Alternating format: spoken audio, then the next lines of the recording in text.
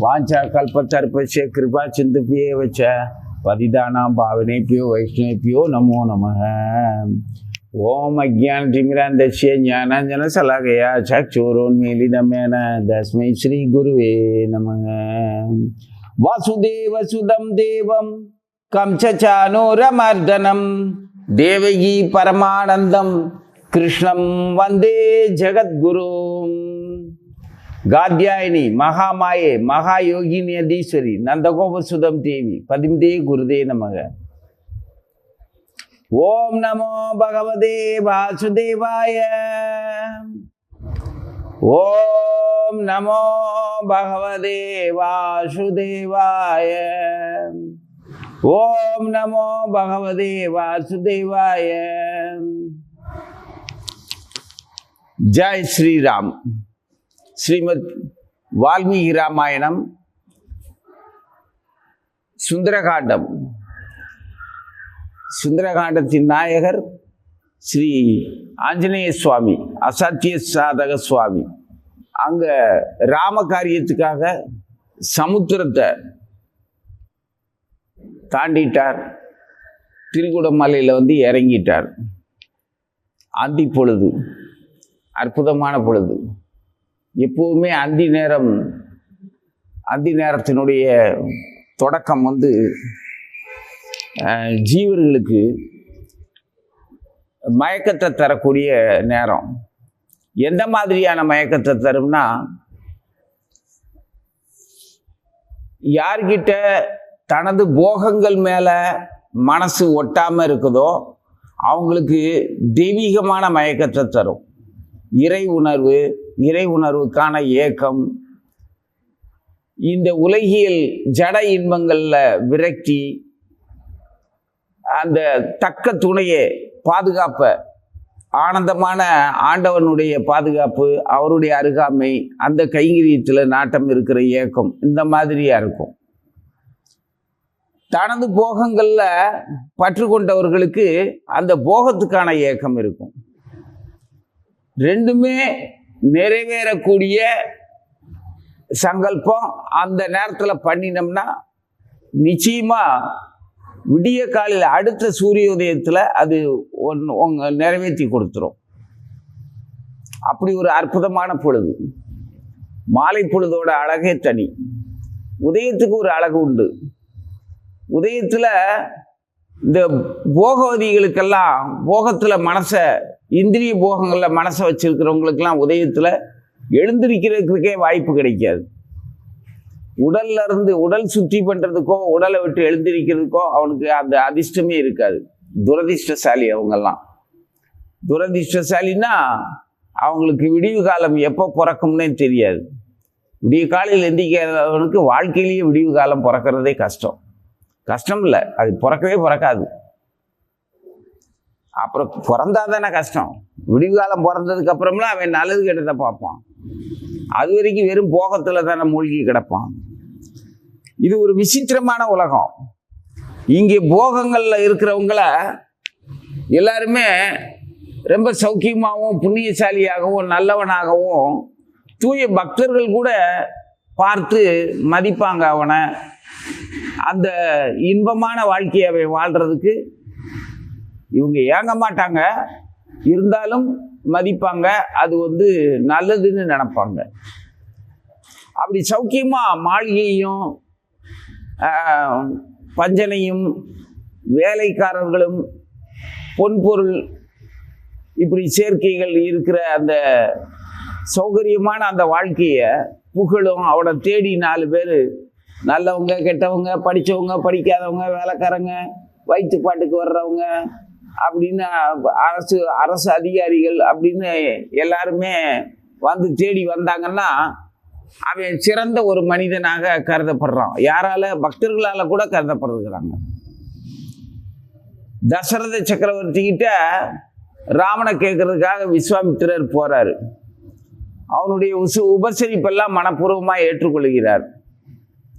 இவர் ஒரு முனிவர், தபசீலர். எங்கேயோ யஜ்யம் பண்றார். யாக யஜ்யங்கள்ல ஈடுபாடு உள்ளவர். இவருக்கு தவத்துல இருக்கிற இந்த விஸ்வாமித்திரருக்கு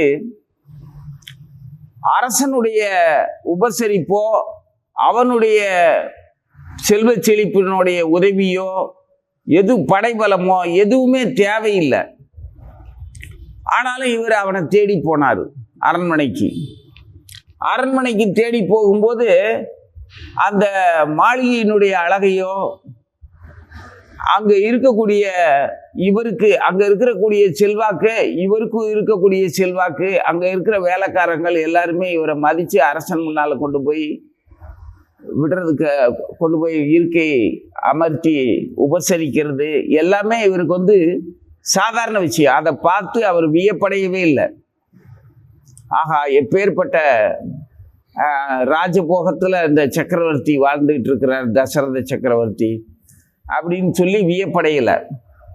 அதே மாதிரி ஸ்ரீ ராமச்சந்திரனை இறைவனையே மகனா, பரமாத்மாவையே மகனா பெற்ற அந்த புண்ணியத்தை நினைச்சும் மகிழ்ச்சி அடையலை.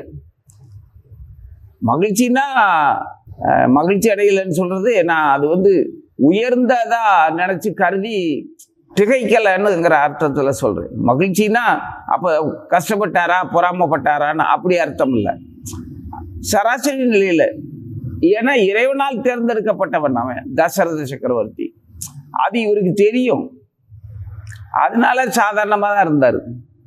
எந்த ஒரு வியப்போ திகைப்போ ஏக்கமோ கிடையாது. நம்மெல்லாம் ஒரு சாதாரண ஒரு பயணம் பண்ணுற ஒரு பேருந்தே ரொம்ப அழகாக இருந்துச்சுன்னா அதுக்கு கூட நம்ம இதில் போகலாமா அப்படின்னு ஆசைப்படுவோம். அந்த பேருந்துக்கும் நமக்கும் சம்மந்தமே இல்லை. நம்ம கொடுக்குற கட்டணத்துக்கு தகுந்த மாதிரி அந்த தூரத்தை கொண்டு போய் கடந்து விட போகுது.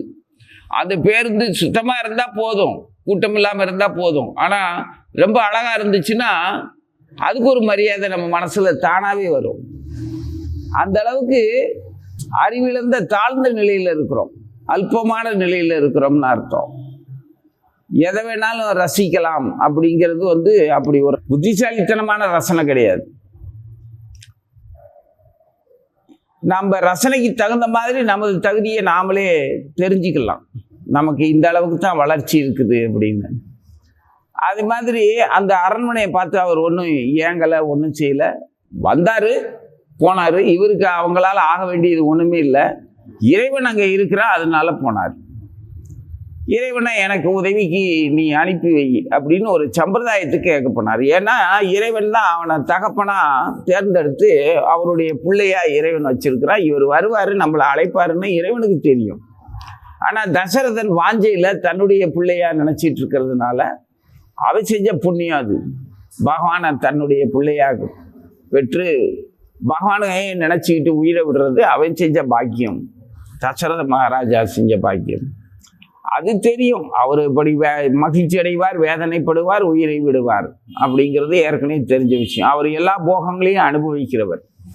அவர் அனுபவிக்காத போகங்களை இந்திரன் கூட அனுபவிச்சது கிடையாது, சொர்க்கத்தில் கூட யாருமே அனுபவிச்சதில்லை. அந்த அளவுக்கு அவர் வீர தீர புகழ் எல்லாத்துலேயுமே, தீர செயல்கள்லையும் புகழ்லையும் வீரத்திலையும் மனைவிமார்களோட அனுபவித்த போகங்கள்லையும் மக்களுடைய மந்திரி பிரதானிகள் இந்த விலங்குகள் முதற்கொண்டு எல்லாத்தையும் நல்லா சொன்னபடி கேட்டு அனுபவிச்சிருக்கிறார். அதாவது விலங்குகள் கூட இவருக்கு சொன்னபடி கேட்கும். பறவை இனங்கள் எல்லா சகல ஜீவர்களுமே இவரோட மகிழ்ச்சிக்கு காரணமாக தான் இருக்கும். அவர் தோட்டத்தில் நந்தவனத்தில் பறவைகளுடைய விளையாட்டு கூட அவருக்கு ஆனந்தமான மகிழ்ச்சியை, மனசை அமைதிப்படுத்தக்கூடியதாக இருக்கும். அவருடைய பொழுதுகள் எல்லாமே இன்பமான மகிழ்ச்சியான பொழுதுகள். அதனால உதய காலத்தில் அருணன் வரும்போது நம்மெல்லாம் அருணனை, அதாவது சூரிய பகவானை வரவேற்க அளவுக்கு நம்ம தூய்மையாகவும் விழிப்போடையும் மகிழ்ச்சியாக இருந்தோம்னா சூரியன் நம்மளை பார்த்து ஆசீர்வதிக்கிறதுல நாம மகிழ்ச்சி அடைவோம். ஆனால் தசரத சக்கரவர்த்தியை அந்த சூரியன் பார்க்குறாருன்னா அவருக்கு பேரானந்தமாக இருக்கும். தசரதனை பார்க்க அவ்வளவு தேஜஸோட, இவனும் அதுக்கு தகுந்த மாதிரி அவர்கிட்ட என்னை பார்த்து சூரியனை பெருமைப்படுறான், மகிழ்ச்சி அடைகிறான், அவனுக்கு நல்லது நடக்குது என்னையை பார்க்கறதுனால அப்படிங்கிற மாதிரிலாம் தசரதன் சூரியனை பார்க்க மாட்டார். ரொம்ப பணிவோட தன்னுடைய தெய்வமாகவே பார்ப்பார், தன்னுடைய குல தெய்வமாகவே பார்ப்பார். அந்த பணிவும் அவருக்கு ஒரு அழகு. யார்கிட்ட எங்கே பணியணுமோ அந்த பணிவு வந்து நமக்கு ஒரு பெரிய ஆபரணம், அழகு, ரத்தினம் போல நெற்றியில் வச்சிருக்கிற பொட்டு மாதிரி. மூலியா இல்லாமல் பணிவுங்கிற அந்த பொட்டு இல்லைன்னா மூலி தான், மூலி அலங்காரின்னு சொல்லி கேள்வி பண்ணுவாங்க. அந்த மாதிரி மூலி ஆயிடுவோம். அப்போ பணிவுங்கிற திலகம் இருந்துச்சுன்னா அவன் மிக அழகானவன், அவன் யாராக இருந்தாலும் சரி. அப்படி அந்த செல்வ செழிப்புக்கு காரணமான அந்த காரணம் வந்து அது அவருக்கு சொந்தம், தசரத சக்கரவர்த்திக்கு சொந்தம். இவருக்கு அதில் சம்மந்தம் இல்லை. அதனால அந்த செல்வ செழிப்பு இவரை மகிழ்ச்சி அடைய வைக்கலை. இவருடைய செல்வம் எல்லாம் அவர் செய்கிற செயலில் தவத்தில் இருக்குது. இந்த உலக நன்மைக்காக அரசன்லேருந்து ஆண்டி வரைக்கும் பிரபஞ்ச இயற்கையினுடைய வளத்துக்கும் இயற்கையினுடைய இயக்கத்துக்கு எந்த தடையும் இல்லாமல் இருக்கணும் அப்படிங்கிறதுக்காகவும் இவர் பண்ணுற அந்த தவத்துக்கு உதவி கேட்கத்தான் அங்கே வந்தார். இவருடைய செல்வம் அரசன் பெற்ற செல்வத்துக்கும் மேலான செல்வம். ஏன்னா அரசனோ இந்த மக்களோ பெறக்கூடிய செல்வத்துக்கு காரணமான செயலை இந்த முனிவர் தான் செய்கிறார். அப்போ இவர் தான் அவங்களுக்கு வழங்குறாரு. ஒரு சாதாரண பக்தன் அவன் கோவிலில் ஒரே ஒரு வஸ்திரத்தோட ஒருவேளை உணவோட ஒரு இடத்துல எந்த வசதியும் இல்லாமல் கையை தலைக்கு வச்சு தரையில் துண்டை விரித்து படுத்திருக்கிற ஒரு சாதாரண ஒரு பக்தனுடைய தூய்மையும் தவ வலிமையும் தான் இந்த நாட்டையே செல்வ செழிப்பாக இயற்கையவே பலமாக்கி வச்சிருக்குது. அப்படி இருக்கும்போது அவையே அதுக்காக ஏங்க போகிறான். அவனால தான் இது எல்லாமே நடக்குது. இயற்கை வளமாக இருக்குது, மனிதர்கள் வளமாக வாழ்கிறார்கள், சண்டை சச்சரவு இல்லாமல் சௌக்கியமாக வாழ்கிறதுக்கு காரணமே அந்த பக்தன் தான். அப்படி ஒரு பக்தன் எந்த நாட்டில் இருக்கிறானோ அந்த நாடு செழிப்பாகவும் சௌக்கியமாகவும் நல்லா இருக்கும். அந்த நாடு நல்லா இருந்தால் அந்த வீடு நல்லா இருக்கும், வீடு நல்லா இருந்தால் மனிதர்களும் குழந்தைகளும் எதிர்காலமும் மற்ற எல்லா உயிர்களுமே மகிழ்ச்சியாக இருக்கும். அப்படி ஒரு பக்தர்கள் இல்லாத பட்சத்தில் தான் எல்லா அபராதங்களும் நாடெல்லாம் நடக்குது, தூய்மையான பக்தர்கள் இல்லாமல். அப்படி இருக்கும்போது பஞ்சனையும் அந்த மாளிகை செல்வத்தையும் பார்த்து இவர் ஏன் அது கவனத்திலே படாது இவருக்கு உபசரிப்பு. ஆனால் அந்த உபசரிப்புக்காக இவர் அவரை தேடி போகலை. நாம இந்த பக்தி வாழ்க்கையில் இருந்துக்கிட்டு அதாவது இந்த இப்போ நீங்கள் தப்பாக புரிஞ்சிக்க கூடாது. நரி சின்ன பிள்ளையில கதையில் படித்த மாதிரி நரி வந்து ஒரு பழத்துக்காக முயற்சி செஞ்சது. அப்புறம் அந்த திராட்சை பழம் எட்டாத சூழ்நிலையில் அது அந்த பழம் புளிக்கும் அப்படின்னு இதுவே தன் மனசை சமாதானப்படுத்திக்கிட்டு விட்டுட்டு போயிடுச்சு. அப்படிங்கிற மாதிரி சீச்சி இந்த பழம் புளிக்கும் அப்படின்னு எனக்கு கிடைக்காததுனால அதை நான் அப்படி குற்றம் சொல்லலை. செல்வ செழிப்பு பேரு புகழ் இந்த இதெல்லாம் வந்து போகத்துக்கான மனிதர்களையோ போகிகளையோ குறை சொல்கிறேன் அப்படின்னா அது கிடைக்கல, அதனால அது புளிக்கும்னு இவர் சொல்கிறாருன்னு அந்த தந்திரக்கார நரி மாதிரி நான் சொல்லலை. அந்த செல்வ செழிப்போட வசதிகள் எல்லாமே அந்த செல்வந்தர்களோட இருந்து பார்த்து தெரிந்து அவங்களுடைய வாழ்க்கை நிலையும் மனநிலையும் எந்த அளவுக்கு துன்பமாகவும் முட்டாள்தனமாகவும் இருக்குங்கிறதெல்லாம் தெரிஞ்சிட்டு அந்த முட்டாள்தனத்து மேலேயும் அந்த துயரத்துக்கு மேலேயும் அவங்களுக்காக இறக்கப்பட்டு தான் சொல்கிறேன். அவங்கெல்லாம் நல்ல வேளை இறைவன் நமக்கு அந்த மாதிரியான வாழ்க்கையை தரல அப்படின்னு. அந்த மாதிரியான புண்ணியத்தை சேர்த்துருந்தேன்னா, அந்த மாதிரியான வாழ்க்கைக்குள்ளே போயிருந்தேன்னா அது எனக்கு வந்து அவ்வளோ சுவாரஸ்யம் இல்லாமல் சிறைப்பட்ட நிலையாகவும் பயங்கரமான ஒரு ஆபத்தான நிலையாகவும் தான் இருந்திருக்கும். அப்போது ஒரு விதமான ஏக்கமோ பயமோ கவலையோ எதுவுமே இல்லாத, அதே சமயத்தில் அந்த இன்பத்தின் அடையாளம் கூட மனசில் படாமல் அது அவங்களுக்கு சௌக்கியமாக இருக்கும், நல்லா இருக்காங்க நல்லா இருக்கட்டும் அப்படிங்கிற மாதிரியான எண்ணம் கூட இல்லாமல் இருந்தால் தான் தூய்மை. அது அவங்களுக்கு நல்லா இருக்கும், இதமாக இருக்கும், சுகமாக இருக்கும், சௌக்கியமாக இருக்கட்டும், இருந்துட்டு போட்டோம் அவளுக்கு என்ன அப்படின்னு சொல்கிறது கூட ஒரு வகையான அழுக்கு தான். எப்படின்னா அந்த சுகம் வந்து சுகத்தோட ருசி உனக்கு தெரியுது, அவங்க சுகமாக இருக்கட்டும் நீ என்ன அனுமதிக்கிறது? அது ஏற்கனவே அதிர்ஷ்ட தேவதை அவனுக்கு அனுமதிச்சு கொடுத்துருக்குறா, அவன் சௌகரியமாக இருக்கான், இருந்துட்டு போட்டோம் சௌக்கியமாக நல்லா இருக்கட்டும் அப்படின்னு சொன்னோம்னா அது ஆணவம். அப்போ ருசியும் தெரியுது ஆணவமும் இருக்குது அப்படின்னா அவன் வந்து அதுவும் ஒரு அழுக்கு தான், அழுக்குலேயே பெரிய அழுக்கு தான் அது. அந்த மாதிரி அழுக்கு கூட கிடையாது. இப்படி இருந்தால் தான் தூய பக்தர்கள்னு அர்த்தம். அந்த மாலை பொழுதோட தாக்கம் வந்து ஒவ்வொரு பொழுதும் ஒரு தாக்கம் இருக்கும். விடிய காலையில் எழுந்திருக்கிற அந்த இதோட மங்களம் அது ஒரு வகையான மங்களம். ஆனால் மாலை பொழுதோட சிறப்பு வேற எந்த பொழுதுக்குமே வராது. பொழுது விடுகிறது சிறப்பு தான். அது நாள் முழுவதுமே உன்னுடைய செயலோட எந்த வகையான செயல்களுக்கு நீ உன்னை ஆட்படுத்திக்கிட்டாலும் அதுக்கு அது உதவியா இருக்கும். அவ்வளவுதான் அதனுடைய சிறப்பு. ஆனா இரவு அந்த மாலை பொழுதுனுடைய சிறப்பு அப்படி இல்லை. உன்னுடைய எந்த வகையான செயல்களோட விளைவுகளுக்கும் நீ உன்னை ஆட்படுத்த உன்னால முடியாது. அது கட்டாயமா உன்னைய நல்ல விதமா மட்டும்தான் செய்ய வைக்கும். அந்த நேரத்தில் நீ இணங்காம மறுத்தேன்னா தண்டிக்கத்தான் செய்யுமே தவிர கருணை காட்டாது. அப்ப எது சிறந்தது?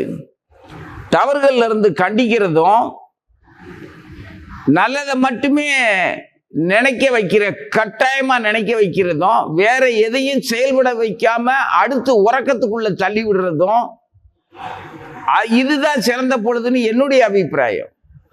விடியற் பொழுது வந்து அப்படி இல்லை. விடிய காலையில் இருந்துச்சிருவேன், உன் வாழ்க்கைக்கு விடிவுதான். ஆனா விருப்பம் போல வேலைகளை செய்யலாம். அதுக்கு அது துணையா இருக்கும். அது கண்டிக்காது, தண்டிக்காது. கட்டாயமா நீ இப்படித்தான் இருக்கணும்னு கட்டாயப்படுத்தாது. பகல் பொழுது உன் விருப்பம் போல தெரிவ. இது எனக்கு அவ்வளவு சுதந்திரமா அவ்வளவு பாதுகாப்பானதா தெரியல. ஆனா மாலையினுடைய சிறப்பு அற்புதம். அதனாலதான் பொதுவாகவே கோவில் திருவிழாக்கள் அந்த மாலை நேரத்தில் ஆரத்தி, அந்த சந்தியா ஆரத்தியில் கலந்து நீ அனுபவிச்சு பார்த்தீங்கன்னா தெரியும். தீப தூபங்களால் விக்கிரக ஆராதனை பண்ணுறதும், நாம சங்கீர்த்தனம் பண்ணுறதும், நாள் பூரா நீ எப்படி வேணாலும் வாழ்ந்துக்கோ. ஆனால் காலை எழுந்ததோட பலனே அந்த மாலையில் தான் கிடைக்கும். அற்புதமாக இருக்கும். அந்த மாதிரி ஒரு நேரத்தில் தான் ஆஞ்சநேயர் அந்த மலையில் போய் இறங்குறார். இறங்கின உடனேயே அவர் அரண்மனையெல்லாம் சுற்றி பார்க்குறார். இப்போ நான் இவ்வளோ நேரம் நாம் யோசித்தது, மனதில் கற்பனை பண்ணி பார்த்தது, விஸ்வாமித்திரர் ராமனை கேட்கறதுக்காக தசரத சக்கரவர்த்தி அரண்மனைக்கு போன மாதிரி ஆஞ்சநேயர் இங்கே அசுரனுடைய அரண்மனைக்கு வரல. விஸ்வாமித்திரரை போல ஆஞ்சநேயனும் ஜெகத்குரு தான். விஸ்வாமித்திரர் இவர் ஜெகத்குரு. ஆஞ்சநேய சுவாமி வந்து பகவானுடைய தூய தொண்டனா இருக்கிறதுனால தேவர்களுக்கும் முனிவர்களுக்கும் யட்ச ராட்சசர்களுக்கும் சாதாரண ஜீவர்களுக்கும் ஜந்துகளுக்குமே அவர் குரு. வாயு பகவானுடைய புத்திரர். யாரெல்லாம் வாயுவை பிராணனை சுவாசிச்சு வாழ்றாங்களோ, சுவாசமுள்ள சுவாசிக்க உயிர்கள் எதுவாக இருந்தாலும் சரி, தாவரங்கள்ல இருந்து எல்லாமே ஆஞ்சநேயனை குருவா வச்சுக்கலாம். ஏன்னா அவங்க அப்பாவை தான் நம்ம சுவாசிக்கிறோம். வாயுனுடைய பிராணபுத்திரன் அவன். அதனால அவனை எல்லாருக்கும் குரு. நீங்க ஏற்றுக்கொண்டாலும் சரி, ஏற்றுக்கொள்ள மறுத்தாலும் சரி, அல்லது அந்த அறிவே இல்லாம சும்மா இருந்தாலும் சரி, அவர் தான் குரு. குரு தன்னுடைய சீடனை எப்பவும் கைவிட மாட்டார், பத்திரமா பார்த்துக்குவார். அவன் மாணவன், அவனுக்கு தன்னை தெரியல, அவனுக்கு தண்ணிலேயே தெரியல, அப்புறம் எப்படி என்னையே தெரியும், அதனால நான் அவனை நல்லா பார்த்துக்கிறேன்னு பார்த்துக்குவார். இங்கே அரண்மனை எல்லாத்தையும் பார்த்து ஆஞ்சநேயர் வியப்படைகிறார். அதுக்காக தான் இவ்வளவு நேரம் அந்த செல்வ செழிப்பில் இருக்கிற மனிதர்களை நீங்க இப்போ வாழ்ந்துகிட்டு இருக்கிற உலகத்துக்கு சம்மந்தப்படுத்தி தான் சொல்லணும். இது ராமாயணம் மகாபாரதம் தனித்தனியா நான் கிருஷ்ணர் கதையை கேட்டது வந்து வேற, என் வாழ்க்கை வேறன்னு நீ ஒரு சாதாரண வாயில் காவலனா வேலை செய்யலாம், அடுத்தவங்க ஏவலுக்கு கீழ்ப்படுகிற ஒரு அடிப்படை தொண்டனா வயிறு விளக்குறதுக்காக வயிற்றுக்கு தேவைக்காக பாடுபடுற ஒரு சராசரி வேலைக்காரனா இருக்கலாம், அல்லது ஒரு பெரிய நிறுவனத்துல உனக்கு கீழே 100 பேர் வேலை செய்யற மாதிரியான ஒரு அதிகாரியா இருக்கலாம், இல்ல மாணவனா இருக்கலாம், இல்ல அடுத்தவனுடைய மனைவியா இருக்கலாம், இல்ல வேற ஒரு பொண்ணுக்கு கணவனா இருக்கலாம். வேலை செய்கிற அரசு ஊழியர்கள், அரசு அதிகாரியத்தில் நீ அரசு அதிகாரியா தான் இருப்ப, உனக்கு மேலேயும் கீழேயும் பல பேர் வேலை செய்வாங்க, அதே அரசு ஊழியர்களா. அப்போ எதுக்கோ கட்டுப்பட வேண்டியது இருக்குது. ஒரு சாதாரண வியாபாரி கிட்ட பூ வாங்கவோ பழம் வாங்கவோ கடையில் போய் நின்னா கூட அவங்கக்கிட்ட உன்னுடைய திறமையால் அந்த பழத்தையும் பூவையும் நல்ல பொருட்களாக தேர்ந்தெடுக்கணும், சரியான விலை கொடுக்கணும், சரியான மீதி வாங்கணும், திரும்ப அவங்கக்கிட்ட வாங்குற மாதிரியான தொடர்பில் இருக்கணும். அவங்க அடுத்து இவன் நான் என்கிட்ட வந்து வாங்குறான், இவன் என்கிட்ட வாங்கவே வேண்டாம்னு வெறுக்கிற மாதிரி அவங்கக்கிட்ட பேசிடக்கூடாது. அப்போது எவ்வளவு விஷயத்தை நீங்கள் சந்திக்கிறீங்க. நம்ம சந்திக்கக்கூடிய அத்தனைக்கும் நாம் படிக்கிற அந்த ராமாயணம் மகாபாரதம் பகவான் வந்து வாழ்ந்து காட்டின அந்த வாழ்க்கை முறை, அவர் சொல்லித்தந்த சிந்தனை முறைகள், வணங்குற முறைகள், சாப்பிட்றது தூங்குறது எல்லாத்தையுமே தான் சொல்லி கொடுத்துருக்குறோம். எல்லாத்தையுமே அவர் சொல்லி கொடுத்தபடி வாழணும்னா நம்ம நல்ல பிரேக்கிங்கோட நல்ல அறிவோட இல்லை எல்லாத்தையும் கேட்கணும்.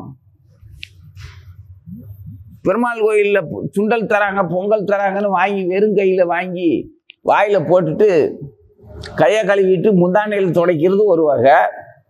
அதே இதை வாங்கி வாயில் போட்டு அங்கே இருக்கிற தூணில் கையை துடைச்சிட்டு அப்படியே அந்த சின்னதாக கூடையில் நீ வச்சிருக்கிற அந்த பூ, எண்ணெய், தீபம், பிரசாதம் கொடுத்தது எல்லாத்தையும் சுருட்டி வச்சுக்கிட்டு வேகுது கொடுக்குது வேகமாக வீட்டுக்கு வந்து வேர்க்க இருக்க எல்லாத்தையும் தூக்கி மூலையில் போட்டுட்டு அறக்க பறக்க திரும்ப உடையை மாற்றிட்டு வேலைக்கு வேணும் யூனிஃபார்மு அந்த சீருடையில் மாட்டிக்கிட்டு லொங்கு லொங்குன்னு ஓடி போய் சல்லு புல்லுன்னு விழுந்து கீழே விழுந்து மேலே விழுந்து பஸ்ஸு கூட்டமாக இருக்குது, நாடு நகரம் இப்படி இருக்குது, நல்லவனுக்கு காலம் இல்லையா அப்படின்னு சொல்லி புலம்பிக்கிட்டு வாயில் வயிற்றுல அடிச்சுக்கிட்டு இருந்தா நீ காலையில் சிற்றஞ்சிறு காலை வந்தோடனே சேவித்துன்னு பெருமாள்கிட்ட போய் நின்றுட்டு வந்ததில்லை. என்ன பிரயோஜனத்தை கண்ட?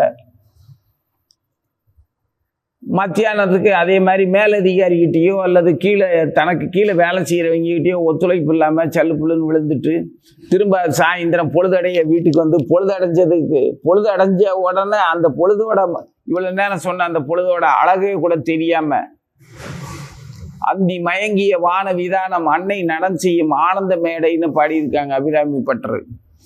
அப்போ அந்த அந்தி பொழுதனுடைய அழகு நம்ம கோயிலெல்லாம் சந்தியா ஆரத்திங்கிறது ரொம்ப விசேஷமாக அழகாக இருக்கும். அதில் சந்தியா ஆரத்தியில் ஒரு தூய்மையான உள்ளத்தோடு நம்ம அனுபவித்த அந்த சுகத்துக்கு ஈடு இணை வேறு எந்த பொழுதுமே வராது.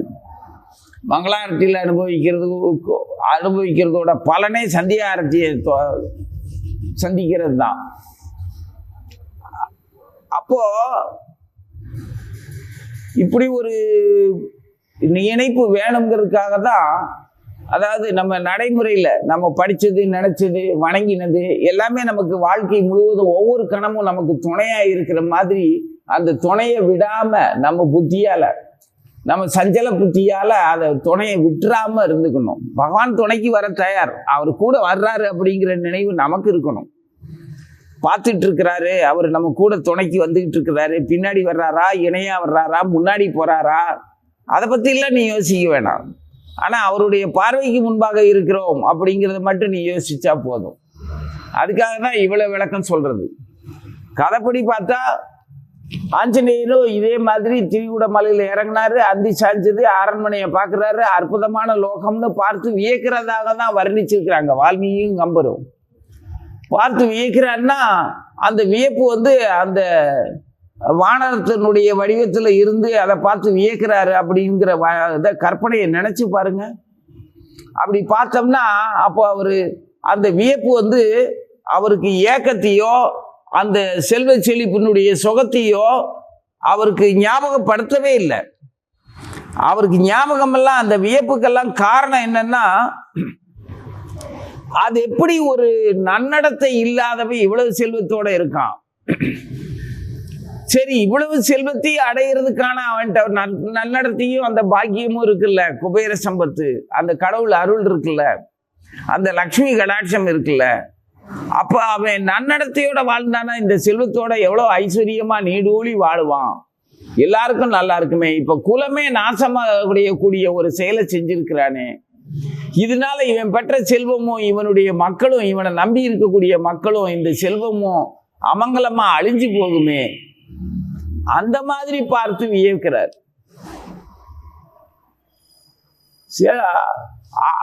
இப்போ ஆஞ்சநேயர் அங்க பார்த்து வியந்த மாதிரியே சராசரியா நமக்கு இப்படி எல்லாம் வரும்.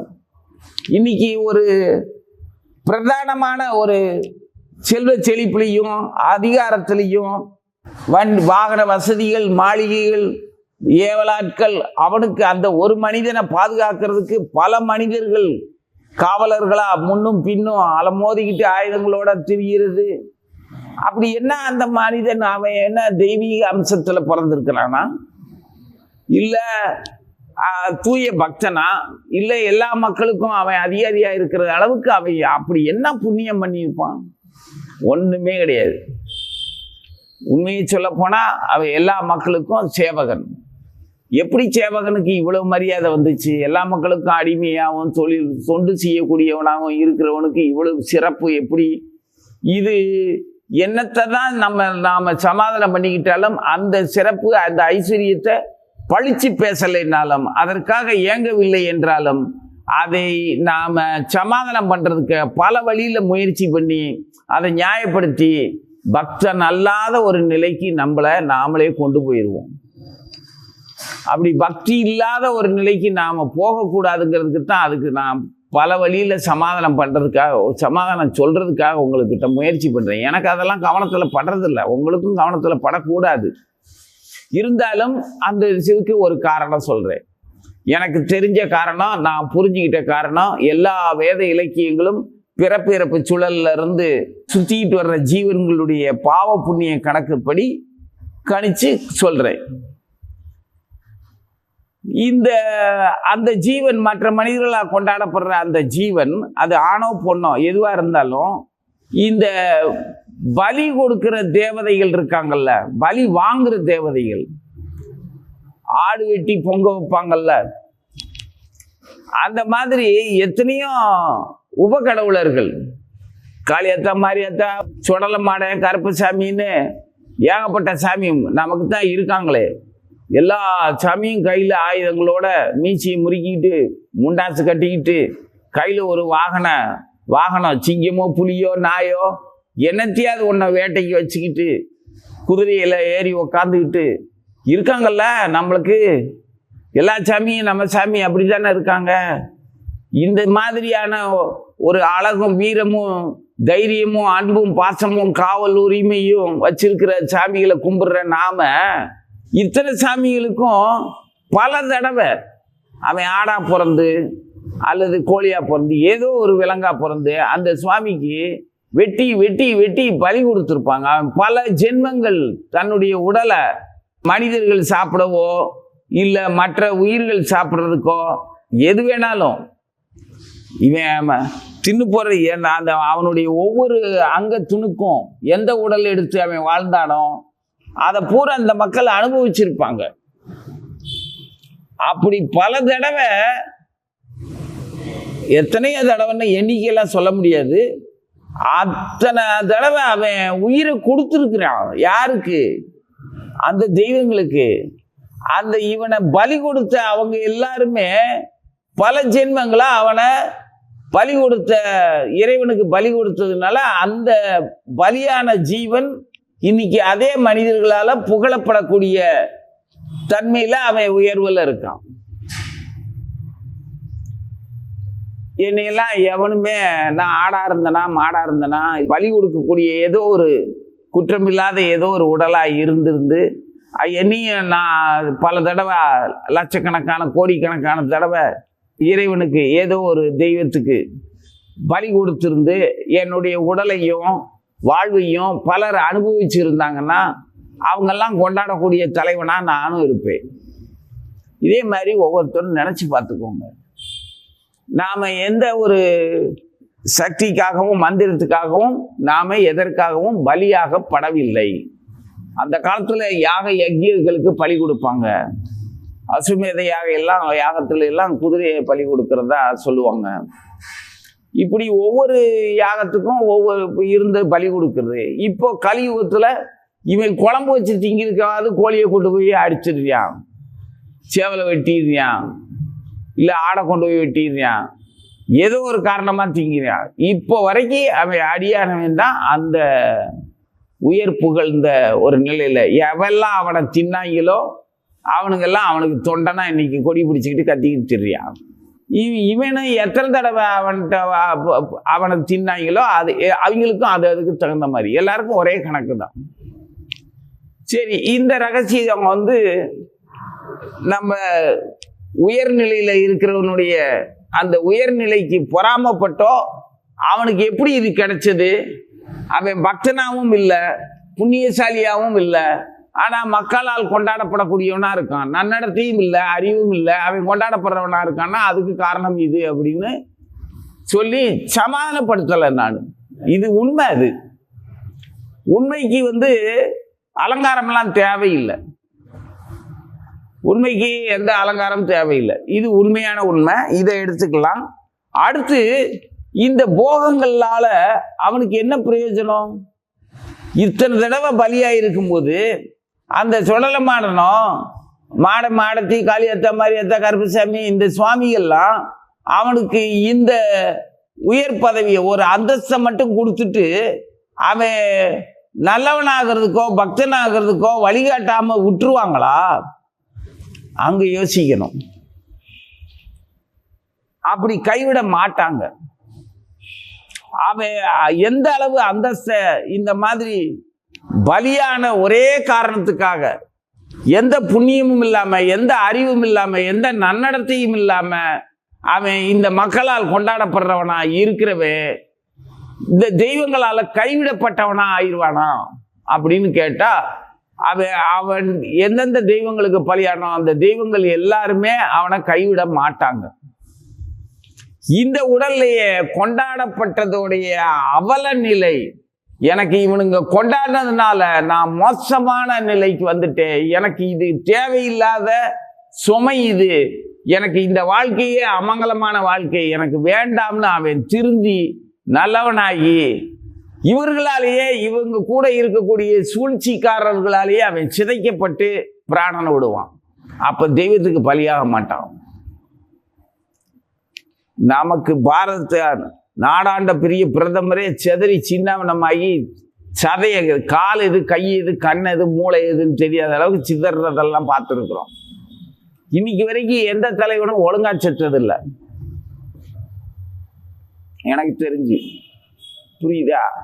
தந்திரக்கார நரிகளும் அயோக்கியர்களும் நல்ல சாவு இல்லாம நீண்ட நாள் வாழ்ந்திருந்து அப்படியே தானா அழுகி போயிருக்கானுங்க. சிறைப்பட்டு அவமானப்பட்டு சிதறி சின்னவனப்பட்டு தான் எல்லாவனும் போயிருக்கான். அப்போ அந்த தெய்வங்கள்லாம் அவங்கள கைவிடலை. கொண்டாடப்பட்ட மக்களாலேயே அவன் கொல்லப்படுறான். அப்போ கடவுள் காப்பாத்திட்டார் அவங்கள. இனிமே அவங்களுக்கு இந்த பதவியோ அந்தஸ்தோ செல்வ செழிப்போ மக்களால் கொண்டாடப்படுற புகழோ அவங்கள கவரவே செய்யாது. அவங்க தூய பக்தர்களா வேறொரு நிலைக்கு மாறிடுவாங்க. புரியுதா? ஆக கடவுள் எப்பவுமே கைவிட மாட்டார். கடவுளுடைய அம்சங்களா இருக்கக்கூடிய இந்த துணை கடவுளர்களா நம்ம வழி தேவதைகளா சொல்றோம்ல, இவங்களும் முழுமுதற் கடவுள் பகவான் ஸ்ரீ பரமாத்மா, பகவான் ஸ்ரீ கிருஷ்ணர்கிட்டயே எல்லா ஜீவர்களும் திருத்தமா பக்தியோட போய் சேர்றதுக்காகத்தான் பிறவிதோறும் இவங்களும் குலதெய்வமா கூடவே வர்றாங்க. ஆக நீ முச்சந்தி முனிசாமிக்கு 10 ரூபாய்க்கு சூட வாங்கி பொருத்தி கையெடுத்து கும்பிட்டு முட்டாள்தனமா என்னத்தையாவது வேண்டினா கூட அவங்க உன் கூட இருந்து உனக்கு நல்வழி காட்டுவாங்களே தவிர உன்னை வீணா போக விட மாட்டாங்க.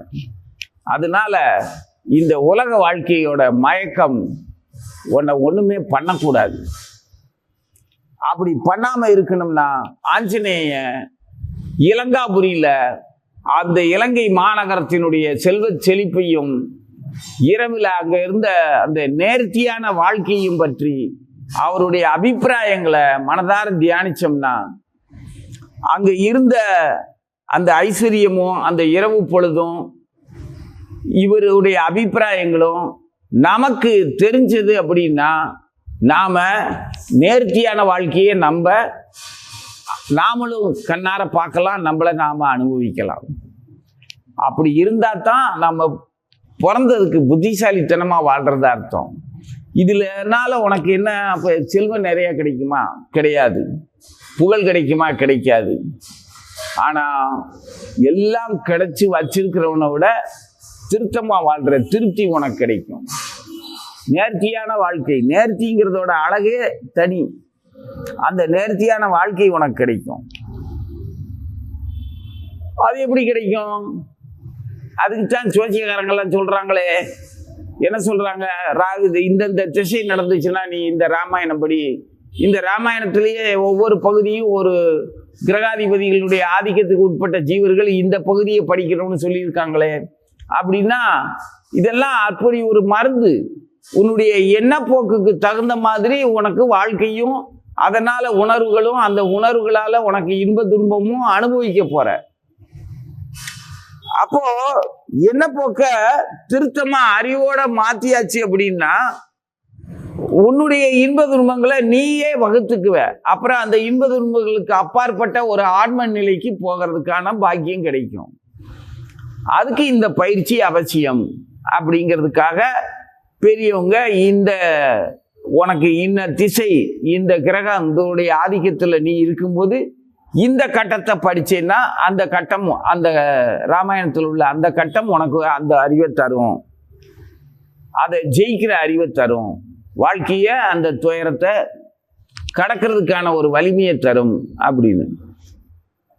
கங்கையை கடக்கும்போது ஒரு அறிவு, பரதன் வந்திருக்கும் போது ஒரு அறிவு, வாலி வதம் பண்ணும்போது ஒரு அறிவு.